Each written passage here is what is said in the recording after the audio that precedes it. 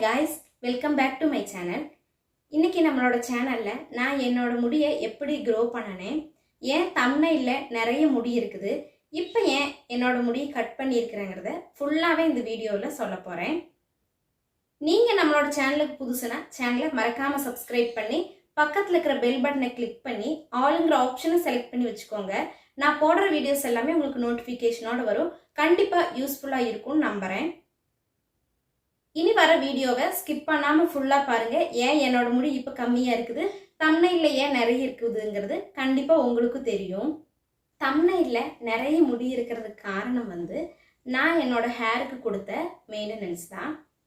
ஏன் பின்ன இப்போ முடியை கட் பண்ணிட்டேன்னா, ஒரு +2 படிக்கிற வரை என்னோட முடி நல்லா க்ரோ ஆகி நல்லா தான் இருந்துச்சு. அதுக்கப்புறம் காலேஜ் போக தொடங்கின உடனே ஹேர் ஃபால் ஆக ஆரம்பிச்சுது. ஹேர் ஃபால் ஆனங்காட்டியும் நான் ஹேர் கட் பண்ணிட்டேன். அதுக்கப்புறம் கொரோனாவும் வந்துச்சு. ஹேர் கட் பண்ணி அதுக்கப்புறம் க்ரோ ஆகல ஹேரு.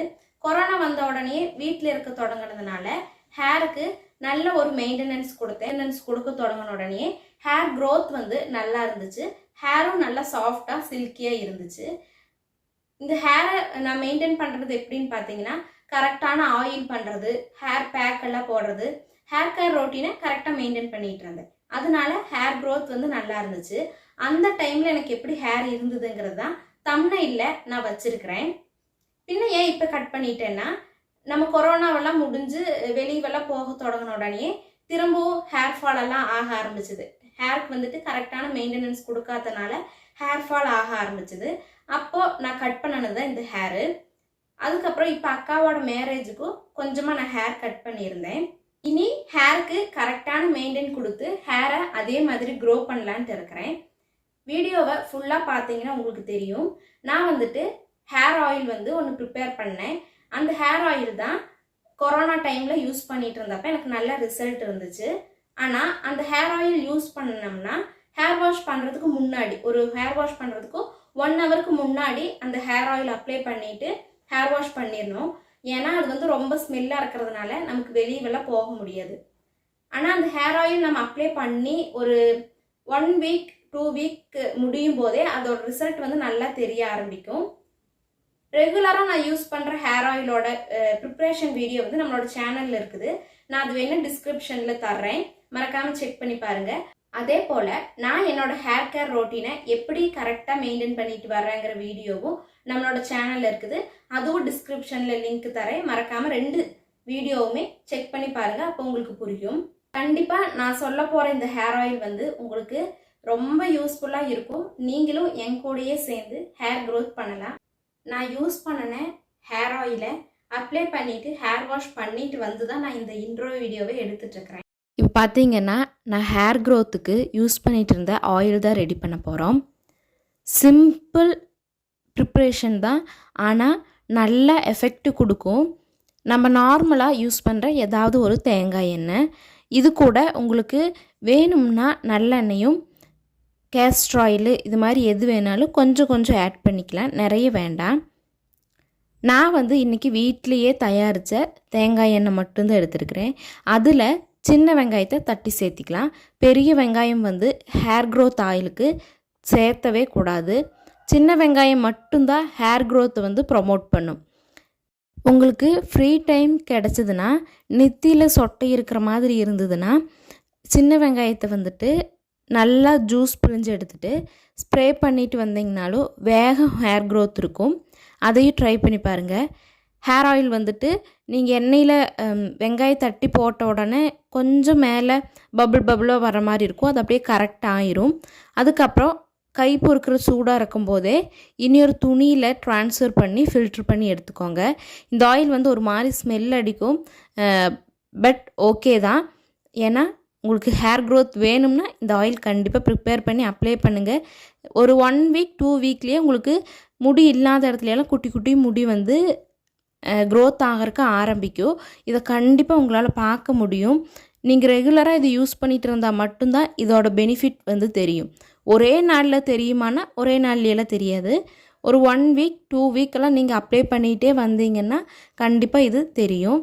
இப்போ பார்த்தீங்கன்னா நான் ஹேர் வாஷ் பண்ணுறதுக்கும் முதல் நாளே நான் ரெகுலராக யூஸ் பண்ணுற ஹேர் ஆயில் அப்ளை பண்ணி ஓவர் நைட் அப்படியே விட்டுட்டு பார்த்திங்கன்னா இந்த ஆனியன் ஹேர் ஆயிலை ஹேர் வாஷ் பண்ணுறதுக்கு 1 மணி நேரத்துக்கு முன்னாடி அப்ளை பண்ணி அப்படியே விட்டுட்டு ஹேர் வாஷ் பண்ணிட்டு வந்துடுவேன்.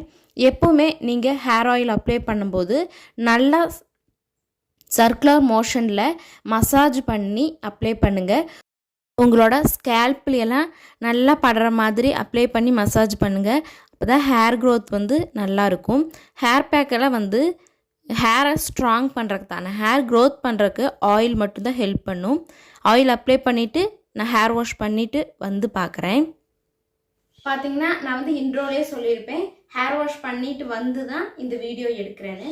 ஹேர் வாஷ் பண்ணனதுக்கப்புறம் என்னோட ஹேர் இப்படி தான் இருக்குது, நல்லா சாஃப்டாக சில்கியாக இருக்குது. இதுக்கப்புறம் ஒரு ஹேர் பேக் வந்து போடலாம். எப்போவுமே ஹேர் பேக் போடும்போது ஆயில் வச்சுட்டு ஹேர் பேக் போடாதீங்க. உங்களோட தலையில் வந்து அது கரெக்டாக செட்டில் ஆகாது. ஏன்னா ஆயில் அப்ளை பண்ணிவிட்டு நம்ம எந்த ஹேர் பேக் போட்டோம்னா நம்மளோட தலையில் இருக்காது. அதனால ஹேர் பேக் வந்துட்டு எப்பவுமே ஹேர் வாஷ் பண்ணதுக்கு அப்புறம் ட்ரை ஹேரில் போட்டிங்கன்னா வேக ரியாக்ட் ஆகும். இப்போ நம்ம வந்து ஒரு ஹேர் பேக் போடலாம். அது எப்படி செய்யலாங்கிறத வாங்க வீடியோவுக்கு போய் பார்க்கலாம். இந்த ஹேர் பேக் செய்கிறதுக்கு நான் இன்றைக்கி வெந்தயத்தை மார்னிங்கே நல்லா ஊற போட்டு வச்சிட்டேன்.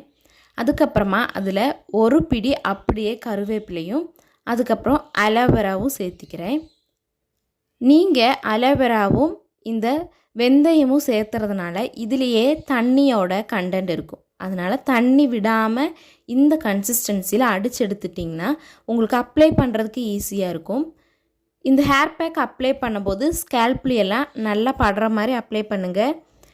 இந்த ஹேர் பேக் அப்ளை பண்ணுறதுக்கு முன்னாடி நீங்கள் நின்றுட்டுருக்கிற இடத்துல கீழே ஏதாவது ஒரு மேட் போட்டுக்கோங்க.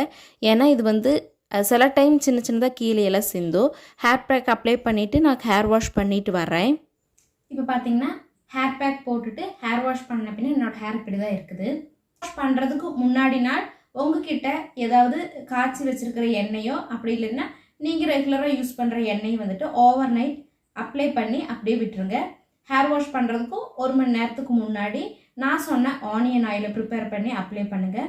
அதுக்கப்புறம் ஹேர் வாஷ் பண்ணிவிட்டு ஈவினிங்காக ஏதாவது உங்களுக்கு பிடிச்ச ஹேர் பேக் வந்து போட்டுக்கோங்க.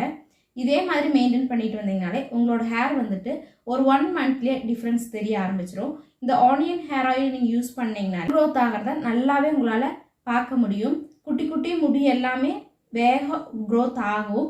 அதனால் ஆனியன் ஹேர் ஆயிலை கண்டிப்பாக யூஸ் பண்ணுங்கள். என்னோட வீடியோஸ் எல்லாம் உங்களுக்கு பிடிச்சிருந்ததுன்னா லைக் பண்ணுங்கள், ஷேர் பண்ணுங்கள், கமெண்ட் பண்ணுங்கள். அப்படியே மறக்காமல் சேனலை சப்ஸ்கிரைப் பண்ணி வச்சுக்கோங்க. தினமும் காலையில் 11 மணிலேருந்து 12 மணிக்குள்ளே என்னோட வீடியோஸ் எல்லாம் அப்லோட் ஆயிரும். செக் பண்ணி பாருங்கள், கண்டிப்பாக யூஸ்ஃபுல்லாக இருக்கும். இதே மாதிரி நிறைய உங்களுக்கு யூஸ்ஃபுல்லான வீடியோஸ் போடுறதுக்கு ட்ரை பண்ணுறேன். பாய்.